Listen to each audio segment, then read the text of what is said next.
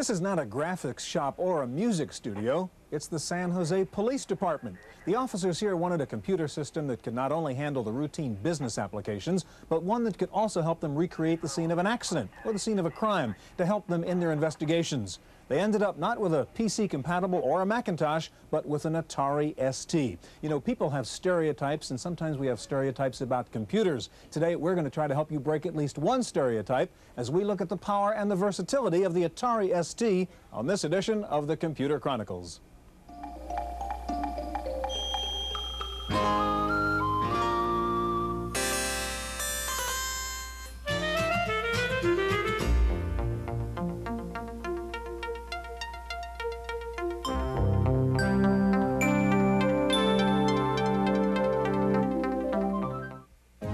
Computer Chronicles is made possible in part by McGraw-Hill, publishers of Byte magazine, and BIX, the Byte Information Exchange.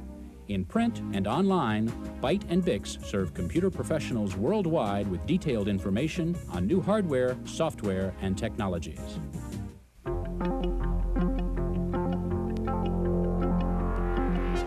Welcome to the Computer Chronicles. I'm Stewart Cheifet, and this is Gary Kildall.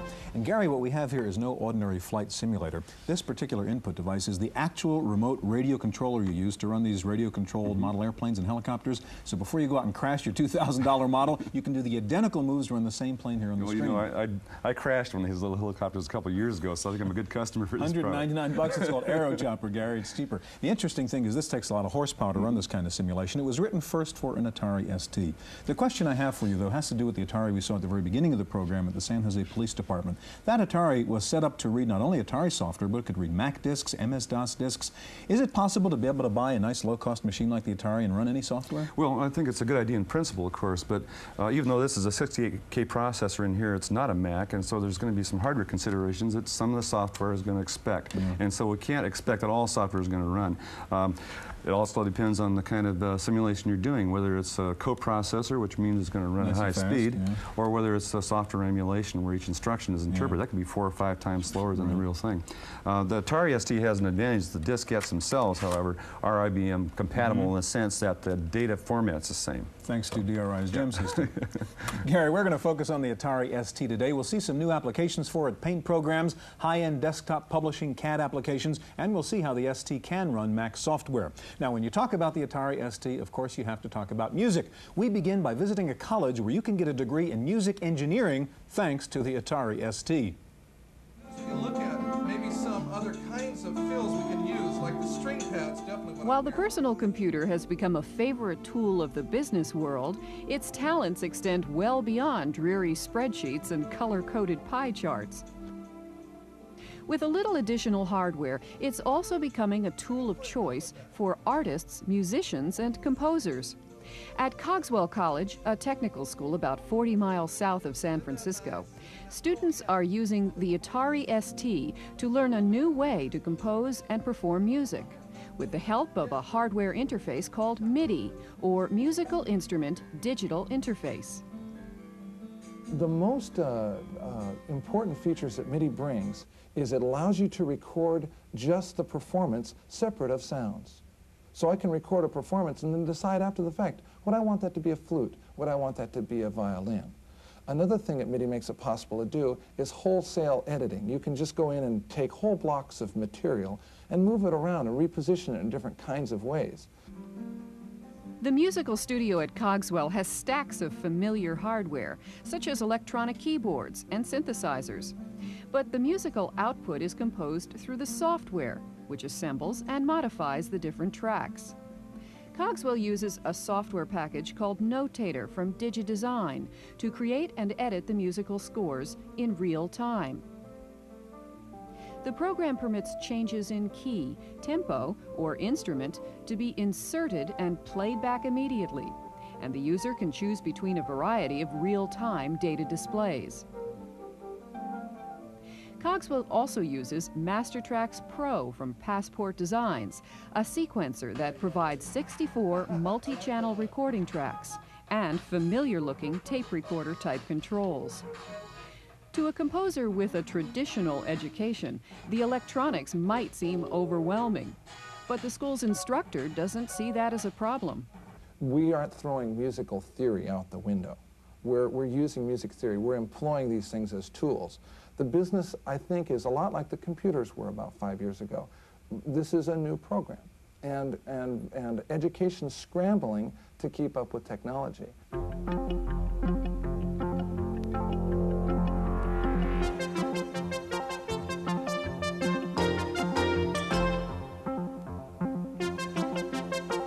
With us in the studio now is Vincent D. Filippo. He's an Atari specialist from the Winner's Circle Computer Store in Berkeley, California. And sitting next to Vincent, Jim Kent, the author of Cyberpaint. Gary?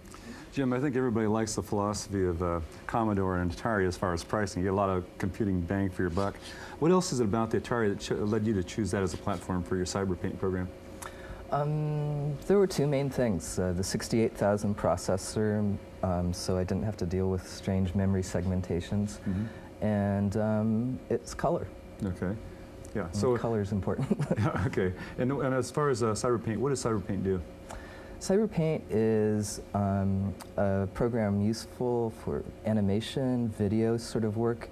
It's basically a paint program that lets you paint over lots and lots of frames, and with some special effects on top of that. Okay, and we're going to take a look at that. Yeah, show us what you can do with Cyberpaint. I should explain here real quickly. Yes. We have two Ataris here. We don't need all this equipment to run Cyberpaint. Right. It's two separate systems for what's going to come up later. Go ahead, Jim. Okay, first I'd just like to show you something someone's done with it. This is animation some people did in France. That's pretty spectacular. Sort of a robot monster coming out from under the sea, huh? Yeah. It walks behind the branch there, too. Yeah. Here are your titles coming in. That's a real popular use of Cyberpaint, titling. So this might be like a movie opening or something like that? Yes. Yeah. Great. So here you've seen it. These are your basic Cyberpaint controls. It's a little bit like a VCR. You can go pop to the first frame, pop to the last. You can go backwards fast, forwards fast, or what's really fun is you can just sort of wiggle this guy and control it directly. That shows you the frame number there at the bottom. Yes, it does. It's our famous number on the knob slider. So anyway, it's basically a paint system. Let me do a little bit of painting with it. Get a pretty big brush. Make sure I'm in draw, yes. And let's see, let's add some waves to the water. So you're doing really silly. That's all right. So you're doing some real-time work here. Yeah. And you're going to give us a little oil spill there, is that it? Hopefully not. Okay. So the red showed you the last frame then? Yes. So you can kind of use that as a basis for your... Okay, so that's your reference point. You're laying on frame after frame. And of course it would take a while to do 151 frames. Right. But anyways, it's blue. Now, this could have also been a sequence that you brought in that you prepared using Cyberpaint at another time also. Yeah, if you'd like to see that. That's one of the main uses of this, actually, and I've got a really amusing animation I wanted to show you, too. Just go here, go load overlay. It brings up the standard Atari file requester. And this is Cyber B, done by Maurice Molyneux. This was done in a 3D system. You can see So you're merging two animations, is that it? Yes. So you have a little bee that's flapping its wings, rolling around its eyeballs, and going on top of the other one. So Jim, this is like traditional animation techniques where you paint one frame after the next in sequence, is that correct? You can do that, but you're not restricted to that. There's a lot of stuff built in to make it much easier for you. One is just this compositing thing. Let me show you something else. Okay, I'm going to cut out a little clip and, excuse me. Okay, and rotate this. Oh, I see, sure. And that could be Just flip then it around, a set of frames that you'd store in there. Yeah. Yeah, certainly. So say make it go over 180. And now it takes it a little bit while to compute it right now. Jim, going back to Gary's question, what are the benefits of doing something like CyberPaint on the Atari ST? We think of the Amiga as in a similar vein, or even compared to the Macintosh, for example. Well, the main advantage over a Mac is it's in color and it's cheap. Right. The major benefit over an Amiga is that it tends to be a lot more reliable. I've lost so many floppy disks running on an Amiga. I sort of gotten depressed about it. Well, Vincent, there's a little cartridge right here that says Spectre 128 stuck to the side of this 1040, and also what looks like a Mac screen on that Atari. Can you tell us a little bit what's going on here? Sure. This is the Spectre 128. And this is our Macintosh emulation for the Atari. I'm in a popular application called HyperCard right now. HyperCard is kind of like a launcher, among other things. It's kind of a language, multiple use. So like, I can just simply click on an item, and voila, I'm in that application. Like this one happens to be like a periodical table, so I can look up We're whatever. familiar with HyperCard. Why don't you tell us about how you're running HyperCard inside the Atari? What's the Spectre 128 doing here? Okay, the Spectre 128 offers you to hold the Macintosh ROMs, which is the basic Macintosh operating system. And since the Atari and Macintosh are basically the same style processor and whatnot, it was not easily, but easily to do and to make a conversion for it. And since the Atari had the cartridge port, that's what they used to bring the Macintosh ROMs to the Atari operating system. Are there any restrictions on the use? I mean, some programs don't run, or? Yes. The programs that tend to run are what are called well-behaved programs, the ones that go through the toolbox. Ones that will not run are usually like games or something like that, where the authors try to go to the hardware to try to get faster screens or better sound, something like that. Those kind of programs will not run. When you talk about emulation, too, how's the performance of something like HyperCard running on the Atari compared to running it on the Mac in the first place? How about 20% faster? Really? Yes. And why? Atari is a faster processor than the Mac Plus. Well, the price is a lot better, too.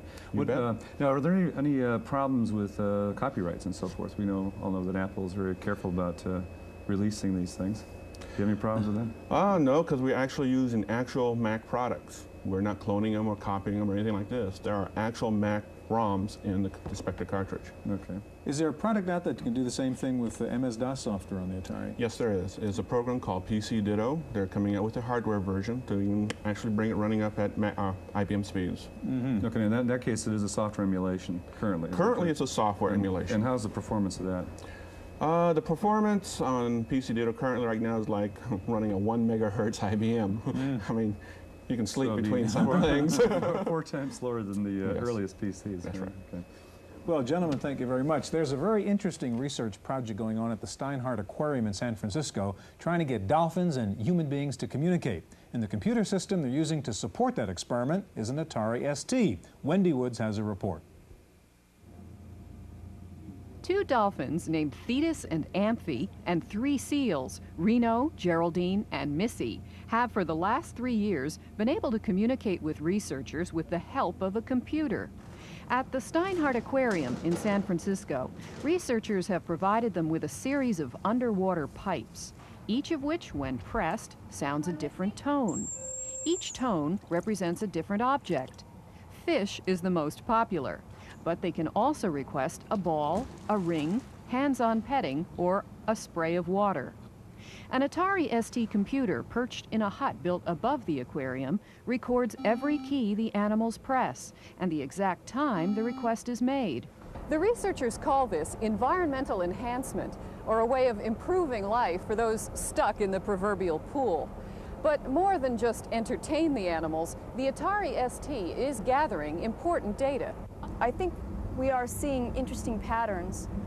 The fact that the seal is the most consistent at the apparatus, I think, was something that maybe we didn't expect originally. Other patterns will emerge as the researchers analyze the data.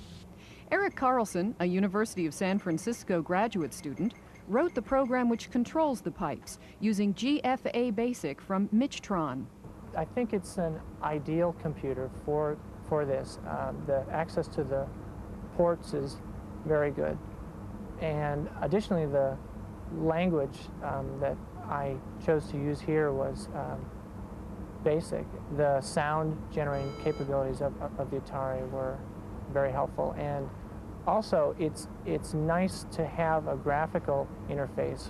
The graphical interface allows the researcher to immediately see which key an animal pressed, allowing them to concentrate more on their observations. In addition to the ST, researchers record the animal's reactions using a barcode reader interfaced to a Tandy portable, and record their own observations on audio tape. The next step of the project will be to allow the creatures to play music. The ST will be interfaced to 3 audio tape decks. At the Steinhardt Aquarium in San Francisco for the Computer Chronicles, I'm Wendy Woods.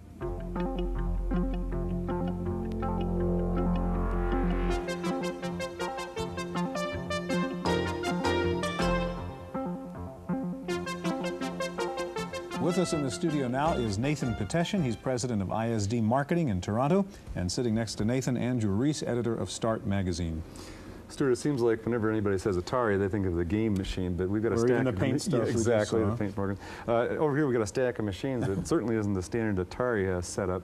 Andrew, could you tell us a little bit about what this hardware configuration is? We've got a laser printer and so forth. Certainly. This is all Atari hardware except for the Monoterm Viking monitor. What we have is a Mega 4, ST4, 4 megabytes of memory, 68,000 processor. Under it is a 30 meg hard drive, Megafile 30. This is the SLM 804 printer from Atari, and in between is the interface board. Now, what would the hardware configuration cost for something like this? Excluding the monitor, it's $39.95. Which would be less than you might pay for just a laser at a printer, huh? That's right. That's right. Now, Andrew, tell us a little bit about Dynacad, your product. Dynacad is a product of ISD, and that's, again, Nathan's company. It's a professional solution on the Atari, and it is as good as any CAD program I've ever seen. Well, let's take a look at it. Well, you have the choices of the GEM drop-down menus. There are keyboard equivalents, plus there's a very nice set of nested icon menus. Right now we have a frame up with a grid. You can see the dot pattern. That's the grid set at quarter-inch intervals. Let's just, first of all, zoom in on a portion of it by zoom window. Let's just grab a corner of the screen.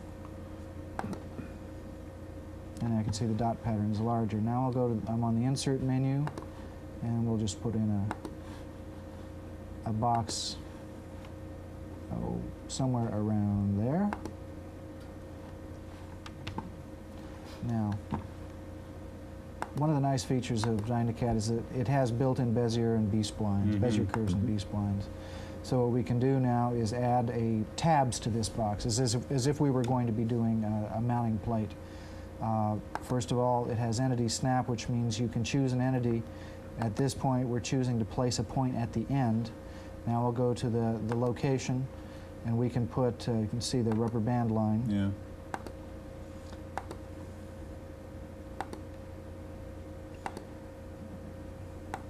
And go back, excuse me, see where I am, and go to entity snap.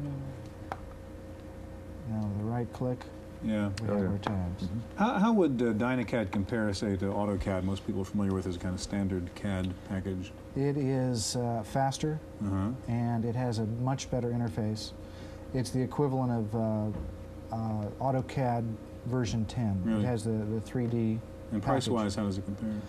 This package is $795, $695, excuse me. Yeah. Do you have any opposition to the sale because of Atari, the brand name Atari, or people look at the equipment and say, well, it's doing the job, so? There's always that, but the price comparison makes this much the better. Yeah. And how about reliability? Now, I've owned an Atari 520 myself that I've improved to 2.5 meg, and I've had it for 2 years, and I have never had any downtime, except when I burned out my sound chip. And I did that myself. Okay.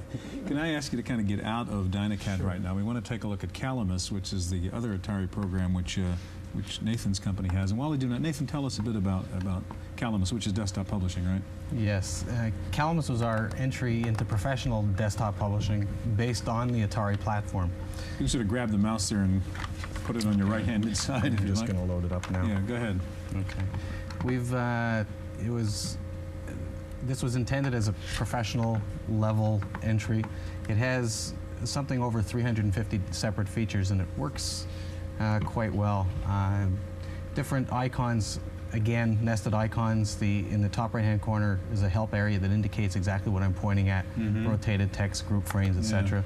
If I go in and I open a frame, one of the better features of Calamus is it has its own built-in text editor. I can type in anything that I want fairly quickly and easily, and you can see it in the editor. As you see, I can even see my mistakes if I make any. If I double-click on the style, I can very easily change the point size and send it back in there to something that we can see. Okay, going in, it's fairly simple. Highlight, change it, center the text, anything like that. Can create, I haven't loaded in other fonts, but it's very simple to go in and load a font. Takes literally seconds.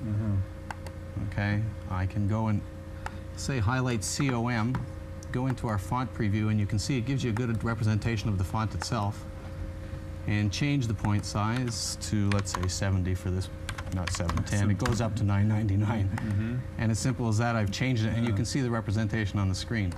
If I go in this quickly and easily, I can create a macro for that particular style. Let's just call it A, and we'll just save that style. You've got that macro. If I put the cursor here and hit Control A, I change the style of the following document. I created beforehand a little more sophisticated layout. It has 3 columns. It has headlines, vector graphic image, etc. Something that for a more professional application. And I want to bring it in so that I can show you exactly what it's capable of and how fast it prints on the Atari laser printer. Just going to bring up the print document. I think there's 12 frames in there, and we'll just send it over to the printer. It's going to take dramatically less time than it would with PostScript printers that we're used to. No, we notice that there's a graphic in the middle of this. Now, can you handle then both vector graphics and image? That's correct. Files? We handled pretty much every major picture format and vector graphic, Calamus's own, and vector graphic files, gem meta files, etc. Okay, and then also, I'm sorry. Go ahead. You're on a roll. Then in terms of the fonts, you're talking about fonts. How many different kinds of fonts do you have? Okay. We have our own fonts that we ship the package with. We have a couple of families available. We also have a font editor that has 6 more families with it. And these are all outline vector fonts, same technology as these.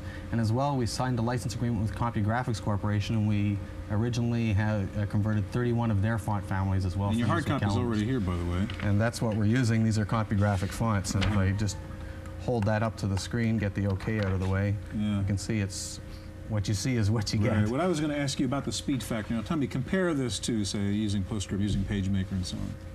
It's dramatically, because of the DMA output on the Atari laser printer, I believe it outputs at 9,600,000 bits per second through the DMA port.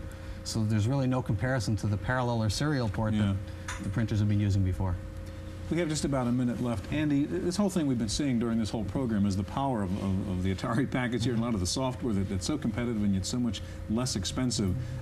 Is this going to turn around? Are people in the United States going to see the Atari the way they seem to see it in Europe? I think so. Part of the problem has been that Atari was short of DRAMs and directed what output they had to Europe. Also, 1989 as Atari's year, according to them, and they were going to make a major push into this market. And there's already been mass advertising and pricing bargains. On price, what's the price of Calamus? Calamus retails for $299. So again, on the Atari platform, as a professional solution, there's nothing that comes close in the market today. Gentlemen, thank you very much. That's our updated look at the Atari ST. We'll be back in just a minute with this week's computer news.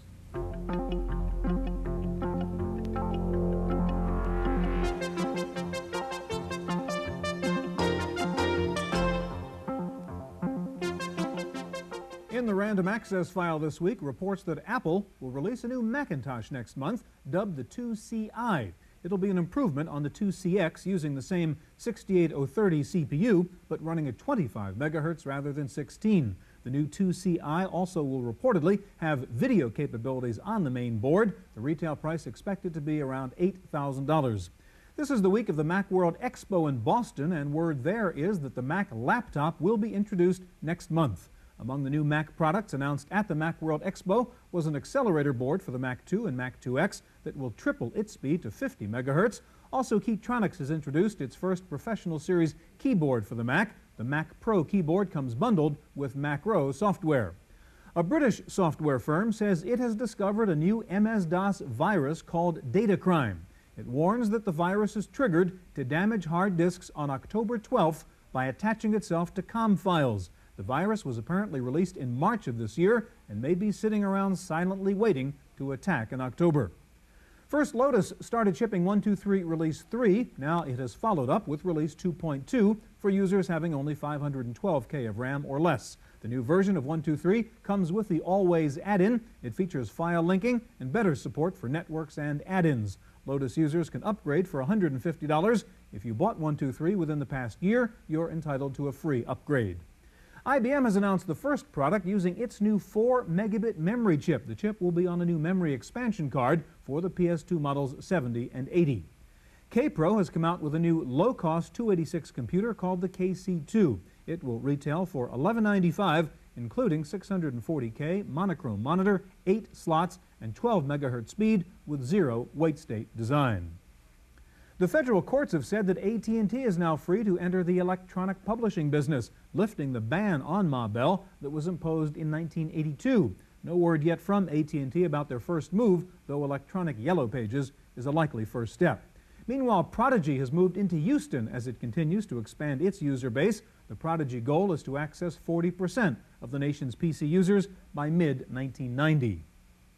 More details came out this week about the new NEC Color laptop. It's a 286 machine with a 40 megabyte hard drive and 2 floppy drives. It's a hefty 19 pounds. It'll sell for about $5,000, but at the moment it's being released only in Japan.